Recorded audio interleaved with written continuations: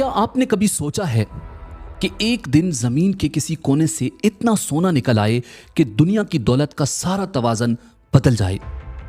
کیا ہوگا اگر یہ سونا کسی کان یا پہاڑ سے نہیں بلکہ ایک دریا کے نیچے سے نکلے، اور وہ دریا کوئی عام دریا نہ ہو بلکہ وہی مشہور دریائے فرات ہو جس کا ذکر رسول اللہ صلی اللہ علیہ وآلہ وسلم نے اپنی احادیث میں قیامت کی ایک بڑی علامت کے طور پر کیا تھا؟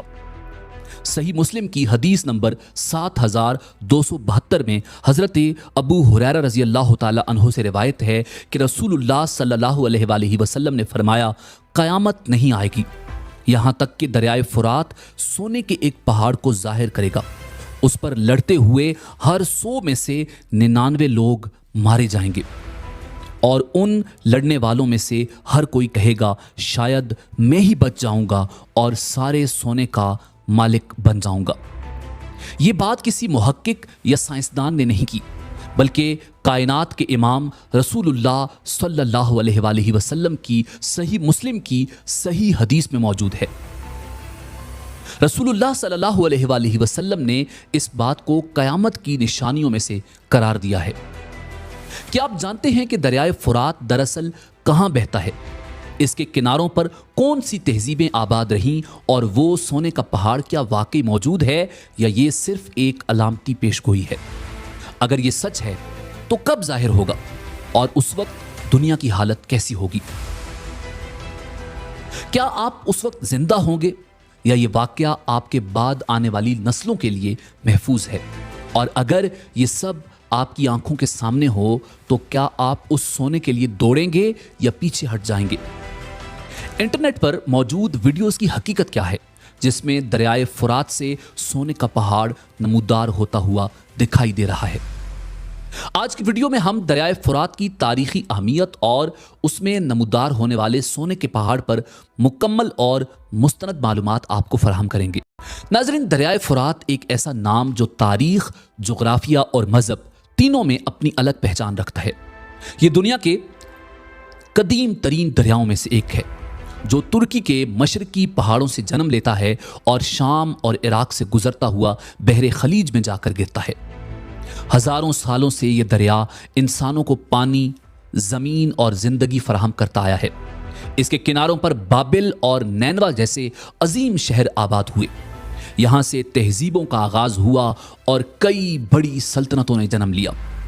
لیکن یہی دریا جس نے انسان کو زندگی دی، ایک دن ایسی موت اور تباہی کا سبب بنے گا کہ دنیا لرز اٹھے گی۔ ناظرین، یہ بات کسی مورخ یا ماہر ارضیات نے نہیں کی بلکہ ہمارے نبی آخر الزماں جناب سیدنا محمد الرسول اللہ صلی اللہ علیہ وآلہ وسلم نے تقریباً آج سے 1400 سال پہلے اپنی صحیح حدیث میں بیان کی۔ رسول اللہ صلی اللہ علیہ وآلہ وسلم نے فرمایا، قریب ہے کہ فرات کا پانی خشک ہو جائے اور اس کے نیچے سے سونے کا ایک پہاڑ ظاہر ہو، لوگ اس پر لڑنے آئیں گے اور ہر 100 میں سے 99 قتل ہو جائیں گے۔ ہر شخص یہی سمجھے گا کہ شاید وہ بچ جائے گا اور اس سونے کا مالک بن جائے گا۔ صحیح مسلم کی ایک روایت میں ہے کہ جو کوئی اس موقع پر موجود ہو وہ اس میں سے کچھ نہ لے۔ ناظرین، آج اگر ہم فرات کے حالات دیکھیں تو کچھ اشارے حیران کن ہیں۔ ترکی میں بننے والے ڈیمز نے فرات کے بہاؤ کو کافی کم کر دیا ہے۔ عراق اور شام میں پانی کی سطح دن بدن گر رہی ہے۔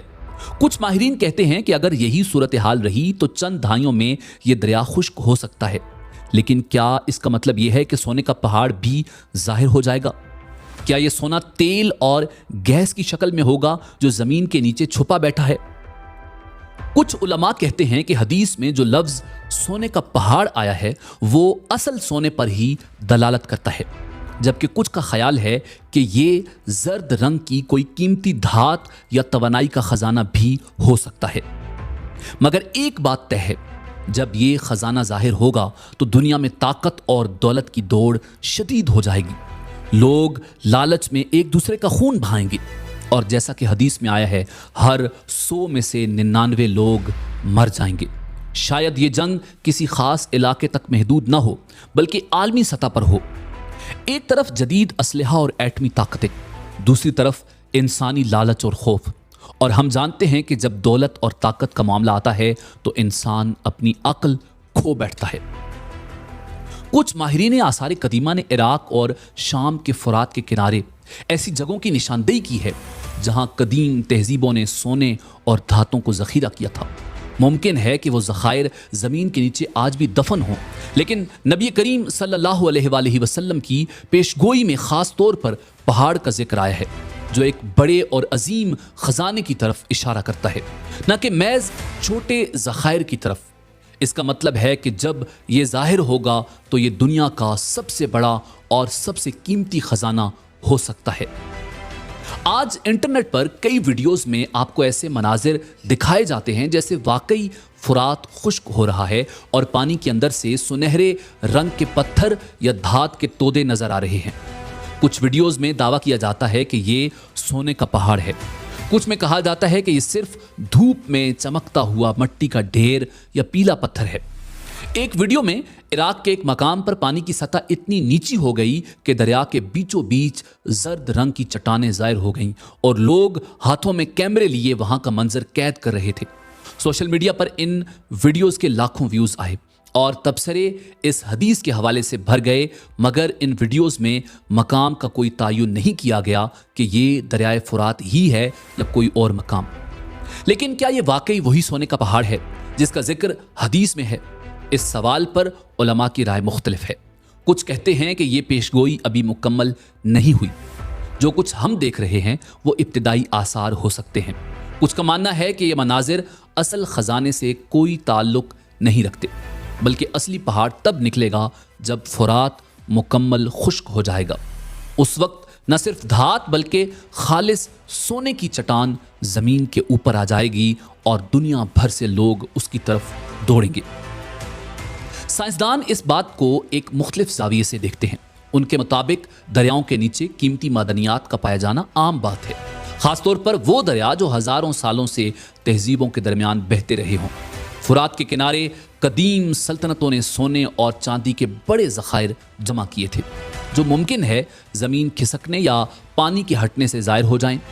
کچھ ماہرین کہتے ہیں کہ جو سونا نکلے گا وہ دھاتوں کا ایسا مرکب بھی ہو سکتا ہے جو اپنی قیمتی نوعیت کی وجہ سے دنیا کی معیشت میں انقلاب لا سکے۔ لیکن مذہبی نقطۂ نظر سے یہ خزانہ ایک آزمائش ہوگا، نعمت نہیں۔ نبی کریم صلی اللہ علیہ وآلہ وسلم نے فرمایا کہ جو اس وقت وہاں موجود ہو وہ اس سے کچھ نہ لے۔ یہ حکم اس لیے ہے کہ اس خزانے کے پیچھے دوڑنا موت اور تباہی کو دعوت دینا ہوگا۔ ہر 100 میں سے 99 لوگ مارے جائیں گے، یعنی بچنے والوں کی تعداد نہ ہونے کے برابر ہوگی۔ اللہ کے رسول نے ہمیں پہلے ہی خبردار کر دیا ہے۔ آپ نے فرمایا جو اس وقت وہاں موجود ہو وہ اس خزانے سے کچھ نہ لے۔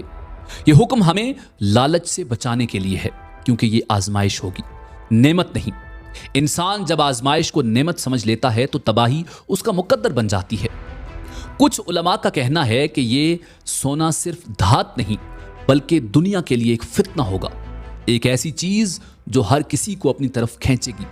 ممکن ہے یہ کوئی نئی قسم کا معدنی خزانہ ہو جو توانائی یا ٹیکنالوجی میں انقلاب لا سکے۔ ایسے میں اس کی دوڑ اور بھی تیز ہو سکتی ہے اور لڑائی کی شدت بھی بڑھ جائے گی۔ لیکن جو اس وقت ایمان پر قائم ہوگا وہ جانتا ہوگا کہ یہ سب عارضی ہے، اصل دولت آخرت کی ہے۔ وہ وہاں سے پلٹ جائے گا، چاہے دنیا اسے پاگل کہے یا کمزور، کیونکہ نبی کریم صلی اللہ علیہ وآلہ وسلم نے حکم دیا ہے کہ اس خزانے سے کچھ نہ لو۔ یہی وہ لوگ ہوں گے جو اس فتنے سے بچ جائیں گے اور شاید انہی کی نجات ہوگی۔ دنیا کی تاریخ میں ایسے خزانے ہمیشہ لوگوں کو آزماتے رہے ہیں، لیکن فرات کا خزانہ آخری اور سب سے بڑا امتحان ہوگا۔ اس کے بعد شاید دنیا وہ نہ رہے جو ہم جانتے ہیں۔ یہ لمحہ ہمیں ایک ہی بات سکھاتا ہے، دولت وقتی ہے لیکن ایمان ہمیشہ کے لیے ہے۔ دعا ہے کہ اللہ رب العزت ہم سب کو دجال، شیطان اور قیامت کے قریب آنے والے فتنوں سے اپنی حفظ و امان میں رکھے اور زندگی اور موت ایمان پر کرے۔ اسی امید کے ساتھ اجازت دیجیے کہ آپ کو ہماری ویڈیو پسند آئی ہوگی۔ ملتے ہیں بہت جلد ایک نئی تاریخی، تحقیقی اور معلوماتی ویڈیو کے ساتھ۔ دیکھتے رہیے info@adil۔ اللہ رب العزت آپ کا حامی و ناصر ہو۔